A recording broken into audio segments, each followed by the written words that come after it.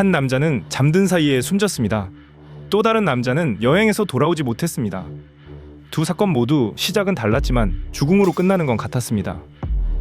이 사건들에는 한국 사회를 충격에 빠뜨린 두 이름이 있었습니다. 고유정과 이은혜. 오늘은 이 두 사건을 통해 누가 더 잔인했는지 알아보겠습니다. 2019년 5월 25일 제주도의 모 펜션에서 한 남성이 실종됐습니다. 마지막으로 그를 만난 사람은 그의 전 아내인 고유정이었습니다. 그녀는 아들이 아빠를 보고 싶어 한다며 전 남편을 제주도로 불러냈습니다. 하지만 그날 밤 그는 끝내 돌아오지 못했습니다. 며칠 후 경찰은 펜션에서 혈흔과 머리카락 그리고 바닥 틈에 남은 DNA를 발견했습니다. 모두 전 남편의 것이었습니다. 조사 결과 고유정은 범행 전 수면제, 칼, 세제, 청소용품 등을 구입했고 그녀의 휴대폰에는 수면제 치사량, 시신 훼손 방법, CCTV 없는 길 등 범죄 관련 검색 기록이 있었습니다. 남편이 잠든 사이 그녀는 살인을 저질렀습니다. 그리고 시신을 훼손한 뒤 일부는 버리고 일부는 숨겼습니다.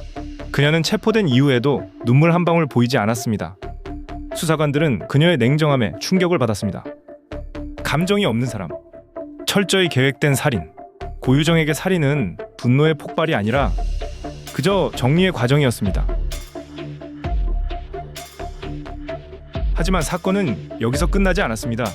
그 사건이 일어나기 전 재혼 후 살던 집에서 4살 의붓아들이 갑자기 숨지는 일이 있었습니다. 고유정은 남편이 아이 위에 엎드려 있었다며 남편의 살인을 언급했었지만 이번 사건으로 인해 검찰은 의붓아들 살해 혐의로 그녀를 다시 기소했습니다. 하지만 직접적인 증거가 부족했습니다. 결국 그녀는 의붓아들 사건에서는 법적으로 무죄 판결을 받았지만 전 남편 살해 혐의는 무기징역을 선고받았습니다. 2022년 4월 강원도 가평의 한 계곡. 한 남성이 물속으로 가라앉았습니다.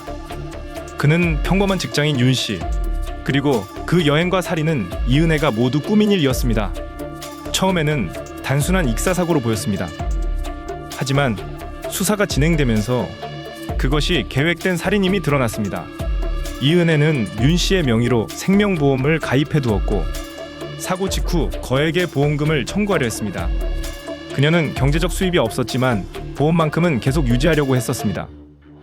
윤씨의 지인들은 그가 수영을 못하고 물을 무서워했다고 증언했습니다. 하지만 이은혜는 물놀이를 하자며 계곡으로 유도했고 결국 그는 끝내 돌아오지 못했습니다. 그러나 이 사건은 처음이 아니었습니다.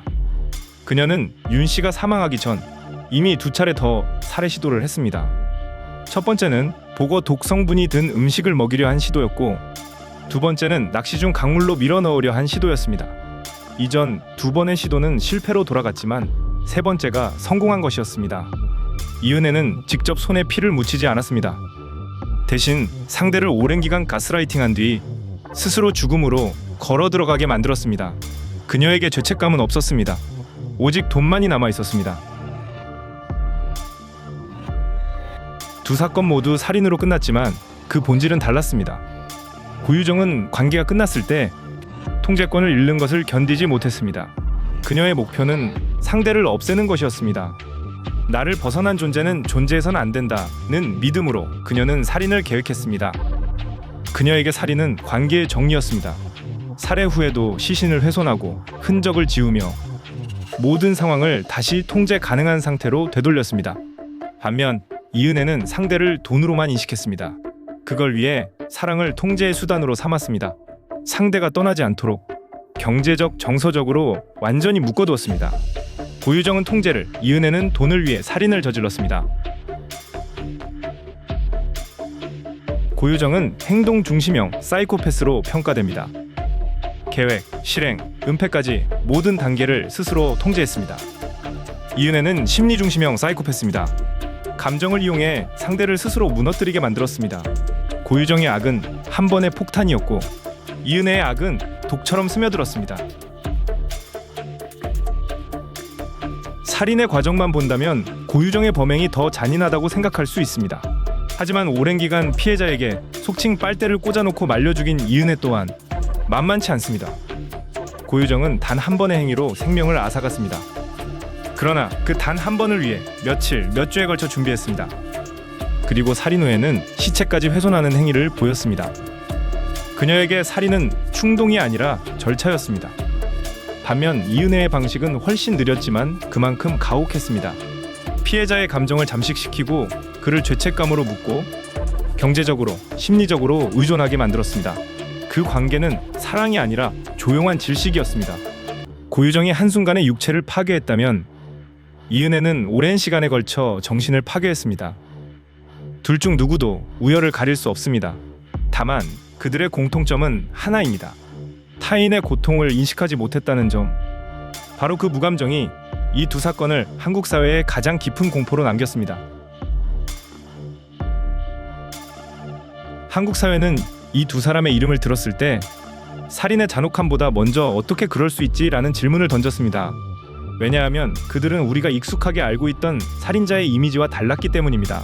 소리를 지르지도 흥분하지도 후회하지도 않았습니다. 그들의 얼굴엔 공포도 슬픔도 분노도 없었습니다. 전문가들은 말합니다. 여성 사이코패스의 가장 큰 특징은 감정의 위장입니다. 즉, 감정을 전혀 느끼지 않으면서도 느끼는 척할 수 있다는 뜻입니다. 고유정은 재판 내내 고개를 숙였지만 반성이라기보다 연출된 평온함에 가까웠습니다. 이은혜 사건은 다른 의미의 충격을 줬습니다. 가스라이팅, 심리조종, 금전 착취. 이 모든 행위가 단 한 사람에게 작동했습니다. 그녀들을 본 사람들은 보통 여자처럼 보였다고 말했습니다. 바로 그 평범함이 오히려 공포였습니다. 결국 두 사람은 한국 사회가 여성을 바라보는 모성애, 감정, 희생이라는 고정관념을 완전히 무너뜨린 존재가 되었습니다. 그들의 존재는 한 가지 질문을 남겼습니다. 악이란 타고나는 것일까? 아니면 만들어지는 것일까? 이런 악은 어디서 시작된 걸까요? 괴물은 태어나는 것일까요? 만들어지는 것일까요? 고유정은 어린 시절 조용하고 성실한 학생이었습니다. 감정을 잘 드러내지 않았고 모든 일에 완벽함을 추구했습니다. 그녀에게 사랑과 결혼은 안정된 질서였습니다. 하지만 그 질서가 무너지는 순간 그녀는 새로운 통제를 선택했습니다. 무너진 세계를 다시 회복하기 위한 방식이 결국 살인이 되어버린 것입니다. 이은혜는 어린 시절 MBC 프로그램 러브하우스에 출연한 적이 있습니다. 당시 그는 가정 형편이 어려운 학생으로 소개됐고 눈물이 많고 순한 소녀로 시청자들의 기억에 남았습니다. 그러나 시간이 흐르며 그녀의 삶은 전혀 다른 방향으로 흘러갔습니다. 이은혜가 20대가 되면서 불안정한 생활을 끝내고 싶었고 경제적 의존이 곧 사랑이라 믿었습니다. 그녀가 윤 씨를 만난 이유는 돈이었습니다. 결국 상대가 자신을 떠나지 않도록 가스라이팅을 했고 생명까지 통제하려 했습니다. 두 사람 모두 사랑보다 다른 목적이 있었습니다. 하지만 그 다른 목적은 함께하는 것이 아니라 지배하는 것이었습니다. 그들의 악은 사랑이 사라진 자리에 피어난 통제였고 그 통제는 결국 살인으로 나아갔습니다. 고유정은 살해 후에도 평온했고 이은혜는 살해 후에 보험금 수령만을 생각했습니다. 두 사람 모두 감정이 없었습니다. 고유정과 이은혜, 여러분은 두 사람 중 더 위험한 쪽은 어느 쪽이라고 생각하시나요? 댓글로 여러분의 의견을 남겨주세요. 끝까지 시청해주셔서 감사합니다.